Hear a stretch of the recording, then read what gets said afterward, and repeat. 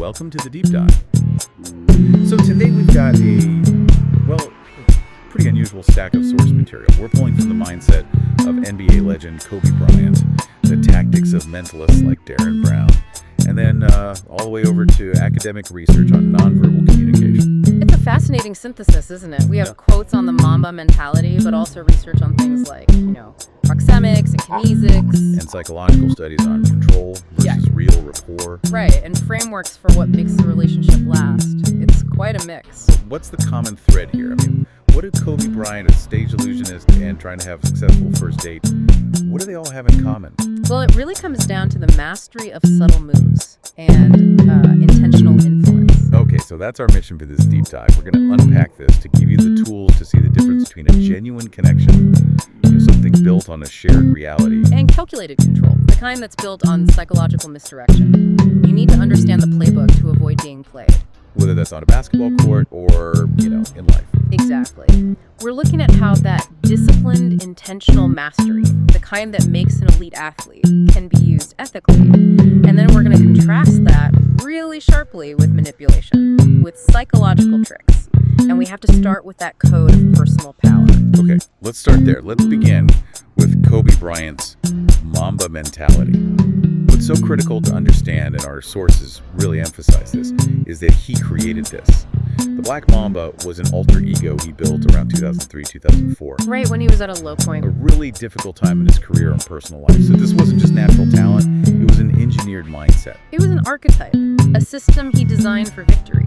And those principles, they translate to mastery in basically any field. You can see the core pillars immediately. First, there's obsession. Which means what, exactly? It's breaking down the big picture into repeatable, measurable, micro-level steps. And second, there's relentlessness. Never settling for good enough. Never. Always pushing past what you think your limits are. It's the difference between doing the reps and doing the right reps, and then coming back tomorrow and doing them all over again. Okay, what else? The final pillars are resiliency, seeing failure as feedback, not an endpoint, and fearlessness. So having the courage to embrace a challenge and, ignore that paralyzing fear of failure, it's total commitment. But here's where I want to push on this a bit. The Mamba mentality is aggressive. It's about crushing the competition, a win-at-all-costs mindset. So if that's our source of mastery, how do we apply that ethically to a partnership, where the goal isn't conquest, it's, cooperation?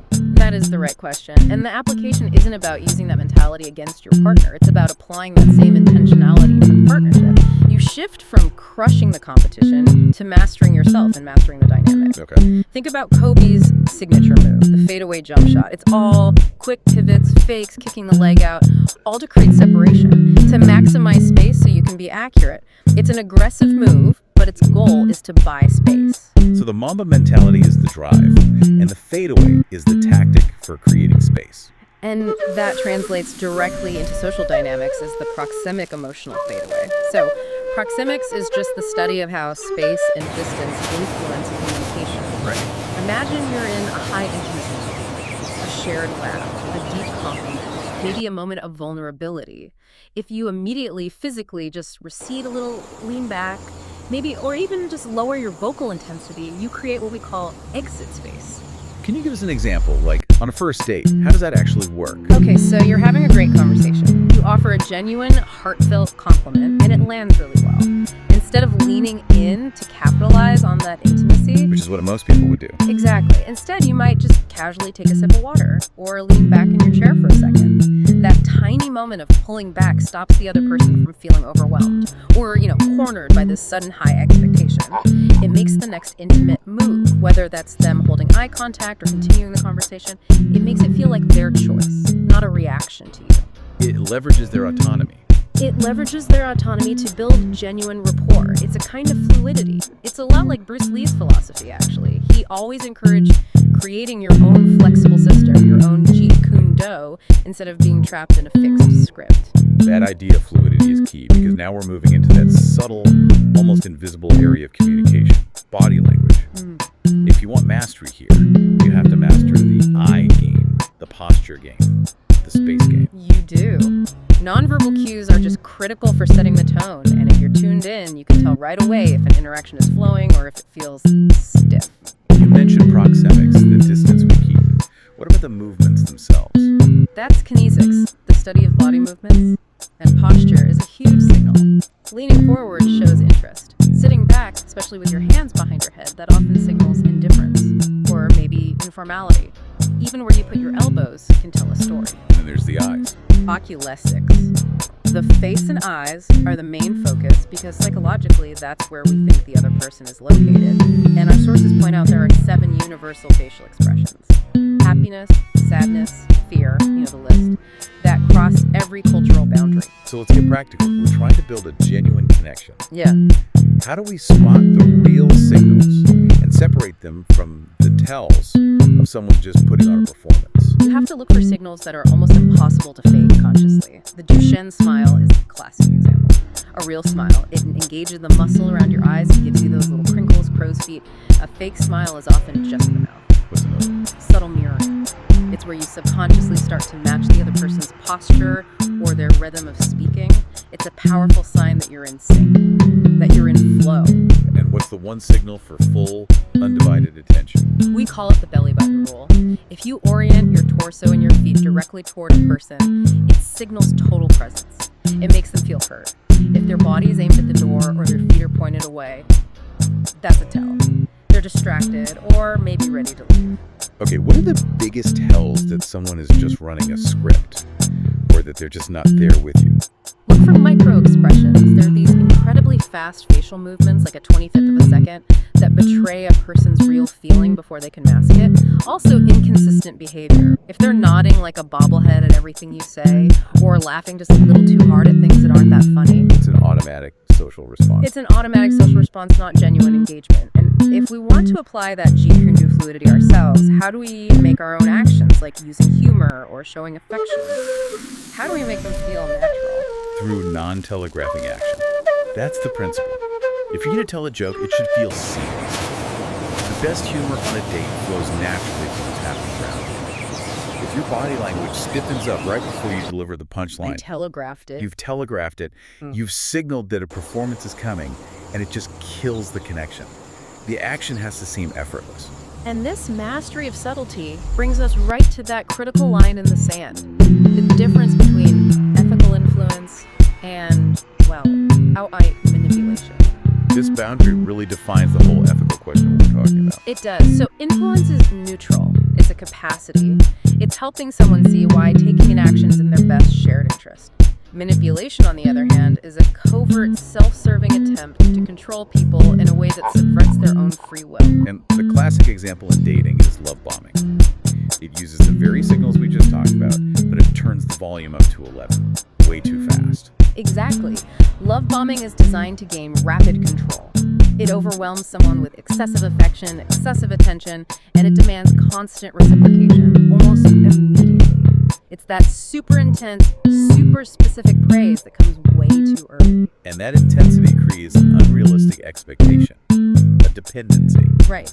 Unlike genuine affection, which grows organically, it's steady, it nurtures the relationship without all that immediate pressure, and the sources are clear. Consistency is the key countermeasure here. If you see someone compartmentalizing their life, showing totally different personalities and different social circles, The charming public figure who's a demanding private partner, that inconsistency is a huge red flag.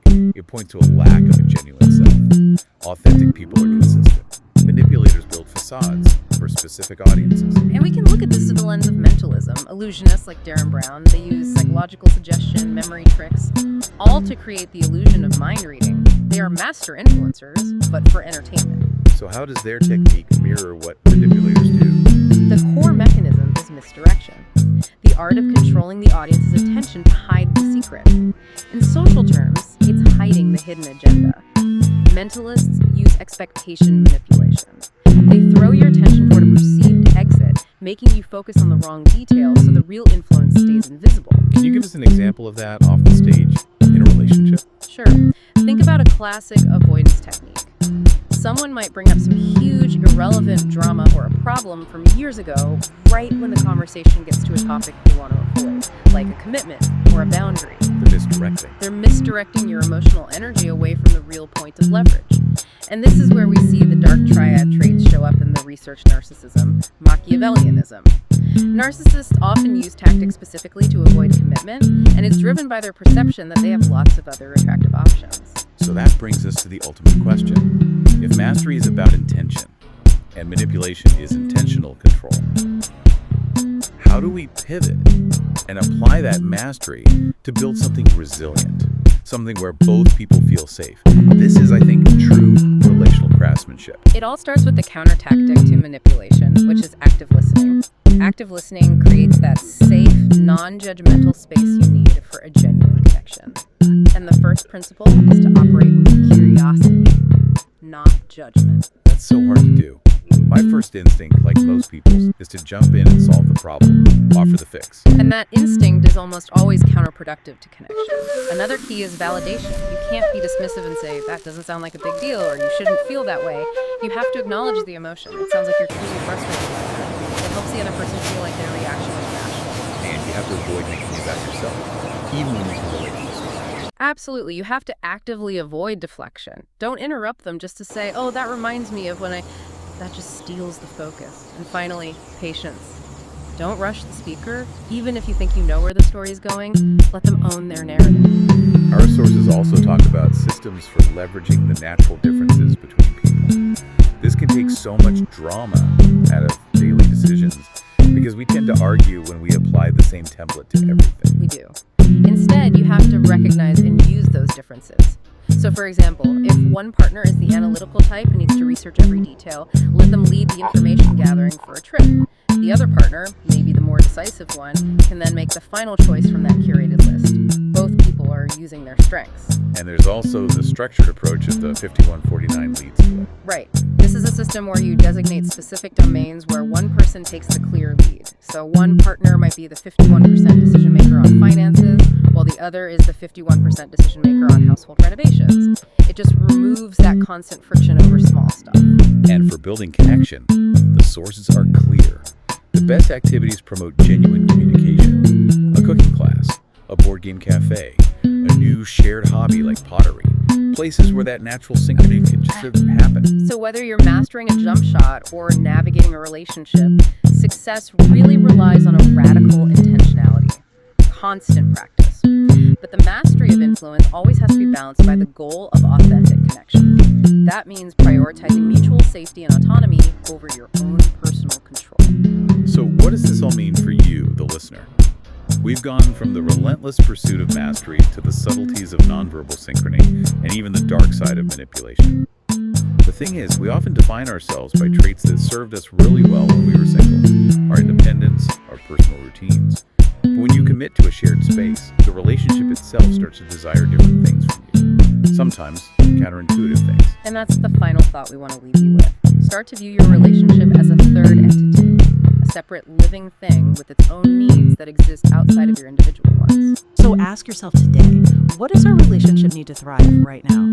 And do my current preferences or my actions, do they truly serve that need? If you use the Mamba mentality to answer that question with obsession, relentlessness, and fearlessness, that is how relational mastery begins. Implement just one principle we talked about today and start that deep work now.